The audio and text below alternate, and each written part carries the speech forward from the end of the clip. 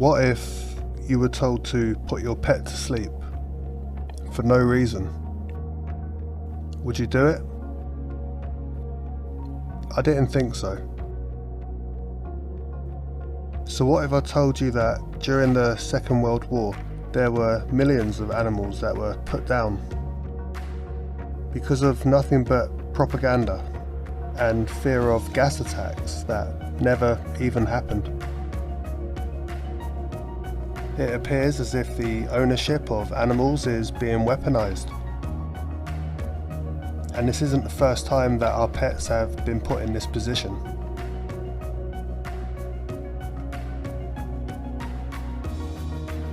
Welcome back to Damaged by Design. Today we're going to talk about the British PET Massacre.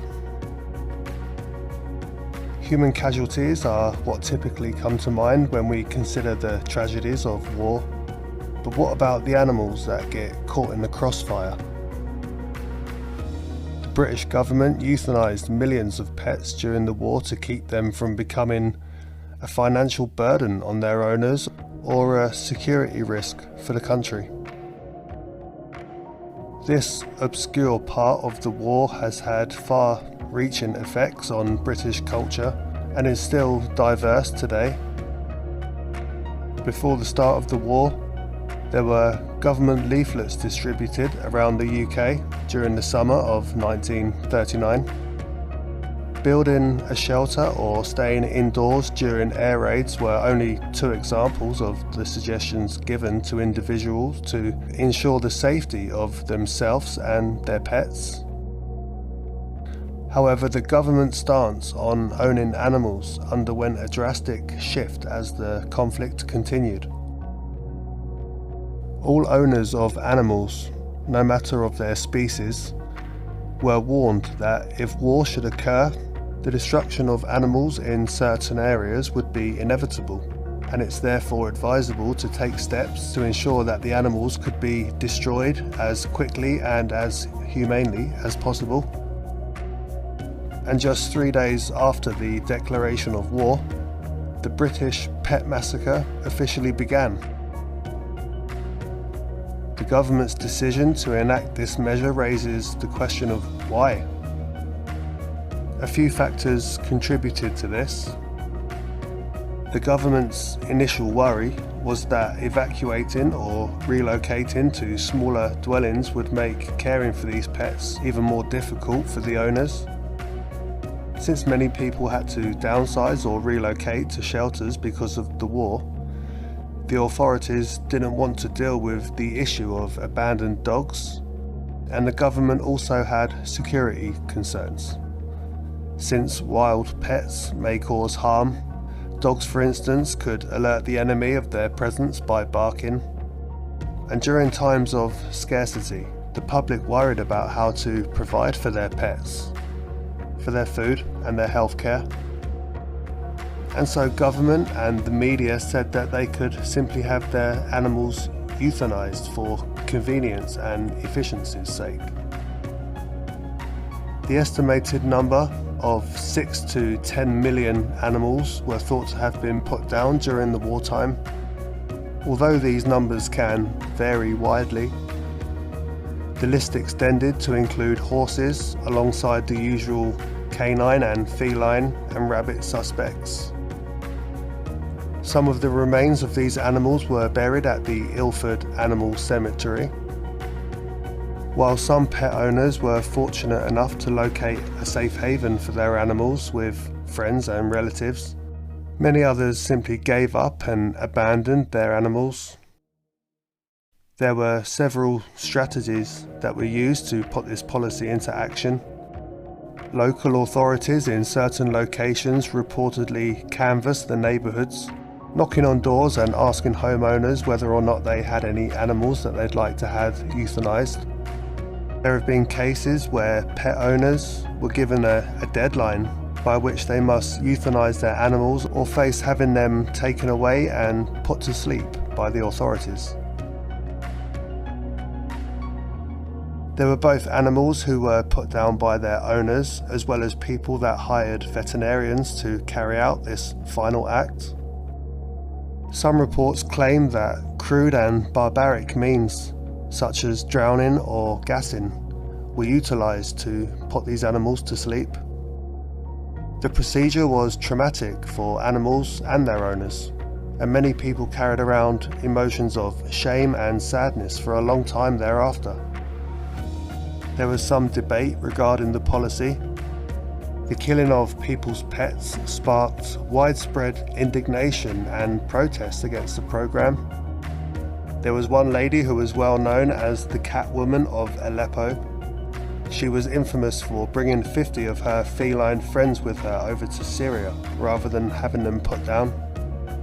And some people, they hid their pets from the authorities. Some by taking them to underground shelters that were made in case of bombings. And others just simply reported their pets as missing. Not surprising, the British authorities have tried to hide the pet slaughter after the war ended. And the pet slaughter is still debated even today, with some saying it was a necessary evil during wartime, and others condemning it as nothing but a cruel and pointless act. Some have even drawn parallels between the pet slaughter and the Holocaust, seeing that in both events the government's treatment of a group of sentient living beings as nothing but expandable and disposable. The Pet Massacre left a lasting impression on modern British culture, and pet owners are becoming increasingly aware of their responsibility towards their animals in times of crisis, thanks to the work of places like the RSPCA and other animal welfare organisations, who along with other animal lovers continue to fight for the rights and the well-being of all animals, great and small. But the fight is ongoing, and not nearly enough people are speaking out on these topics. Recently, the fear of zoonotic infections is the new topic that you should start hearing about on the news if you haven't already. Zoonotic infections and diseases are those that can be transmitted between animals and humans.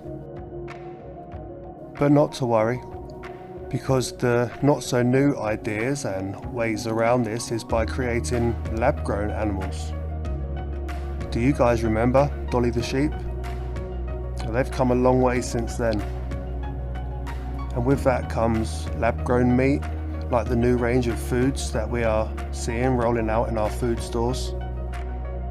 And do you remember, not so long ago, when the medical authorities were advising that we all need to stand at least 6 feet apart from each other to keep safe? Do you remember hearing them float the idea that we should maybe need to distance ourselves from our pets as well? Even suggesting that we put them to sleep so that we didn't catch any germs from them? Yeah, this happened throughout 2020 and 21, and it's still being pushed. In recent months and years, people have taken studies on how an animal's carbon footprint is being measured to find the levels of carbon emissions that our animals are adding to our households, claiming that pets and their food are factors that's driving the climate wars right now. Even claiming that the animals' plastic toys are now a danger to our environment. And now these guys are even saying that cows produce more harmful methane gases than our cars that produce carbon. And it's getting out of control. I mean, all of these animals, these so-called life-threatening methane and carbon-emitting life forces, these things were here long before us. It was them that for thousands of years added to the ecosystems and made the air and the land suitable for humans to thrive and even get to where we are today. And now it's our turn to ensure that they can continue to thrive. But I'm curious, if you were told to put down your pets and farm life, would you follow the advice of the people on the TV screen? Or would you refuse to harm any animal, whether it's your pet or not? I know for me personally it's pets over people. But let me know what your favourite animal is down in the comments. And don't forget to like, and if you're not already subscribed to the channel. Thank you all for stopping by. And until next time, it's goodbye from Damaged by Design.